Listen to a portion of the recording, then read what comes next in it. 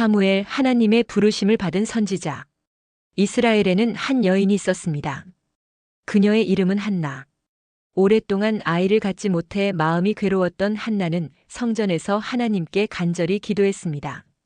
만군의 여호와여, 만일 주의 여종의 고통을 돌아보시고 아들을 주시면 그 아이를 평생 주께 드리겠나이다.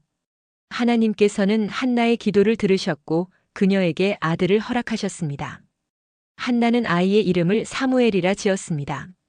내가 여호와께 그를 구하였다는 뜻이었습니다. 아이가 젖을 뗀 후 한나는 약속대로 사무엘을 실로의 성전으로 데려가 엘리 제사장에게 맡겼습니다. 사무엘은 그곳에서 하나님을 섬기며 성장했습니다. 그러던 어느 날 밤 어린 사무엘이 잠을 자고 있을 때 하나님의 음성이 들려왔습니다. 사무엘아, 사무엘아. 사무엘은 엘리 제사장이 자신을 부르는 줄 알고 달려가 대답했습니다. 당신이 나를 부르셨으므로 내가 여기 있나이다. 그러나 엘리는 나는 너를 부른 적이 없다며 다시 가서 자라고 했습니다. 하지만 같은 일이 3번 반복되었습니다. 그제야 엘리 제사장은 하나님께서 사무엘을 부르신다는 것을 깨닫고 말했습니다. 내가 다시 부르심을 받거든 여호와여 말씀하옵소서. 주의 종이 듣겠나이다 하라. 사무엘이 다시 자리에 누웠을 때 하나님께서 다시 부르셨습니다. 사무엘아, 사무엘아. 사무엘은 대답했습니다. 여호와여 말씀하옵소서. 주의 종이 듣겠나이다. 그날 밤 하나님께서는 사무엘에게 엘리 집안이 심판을 받을 것이라는 말씀을 주셨습니다.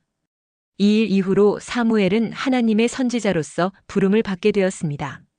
세월이 흐르면서 사무엘은 이스라엘 전역을 다니며 하나님의 말씀을 전하는 선지자가 되었습니다. 백성들은 그를 신뢰했고 그는 언제나 하나님의 뜻을 따랐습니다.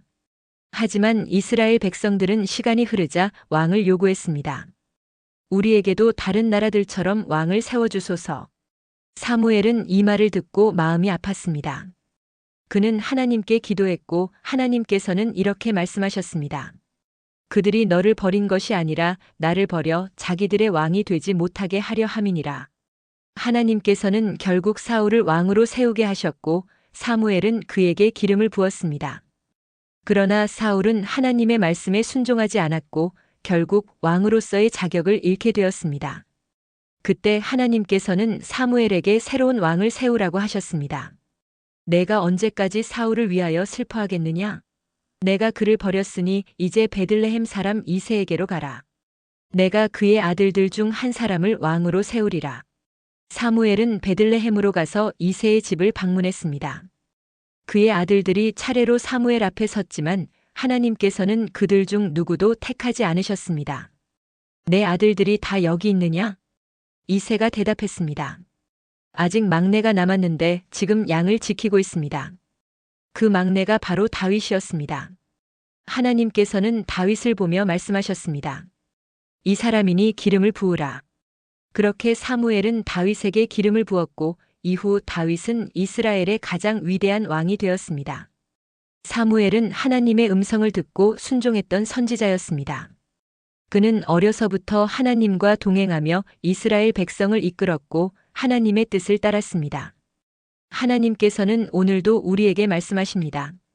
사무엘처럼 우리의 마음을 열고 이렇게 고백해야 합니다. 여호와여 말씀하옵소서. 주의 종이 듣겠나이다. 이야기는 여기서 끝입니다. 더 많은 성경 속 인물 이야기를 듣고 싶으시면 구독 버튼과 좋아요를 눌러주세요. 다음번에는 다른 성경 속 인물의 이야기로 찾아뵙겠습니다. 늘 주님이 함께 하십니다.